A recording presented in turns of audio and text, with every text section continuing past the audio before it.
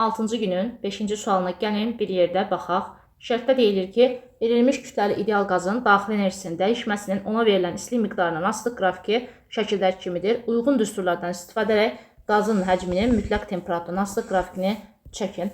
Baxın, fikir versəz, burada delta U-nun Q-dən asılı qrafikində gördüyümüz kimi bucaq verilmişdir. Biz bilirik ki, tangens 45 dərəcədə 1-ə bərabərdir.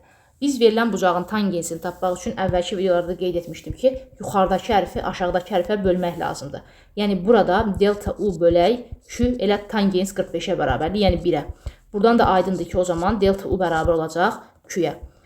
Termodinamikanın birinci qanuna görə delta U bərabərdir Q üstə gələk A-ya bərabərdir. Burada delta U Q-yə bərabərdirsə, deməli A bərabərdir 0-a. Yəni, xarici qüvvələrin qazın üzərində gördüyü iş 0-a bərabərdir. Bu, hansı prosesdədir? İzoxor prosesdədir. Deməli, həcm sabit olacaq V konstant. Onda V-nin T-dən asılı qrafikini gəlin çəkək. İzoxor prosesdir, V sabitdir. Burada daxili enerji fikir verin artmışdır, gördüyünüz kimi. Deməli, temperaturda artacaq. Grafikimiz də bu şəkildə olmuş oldu.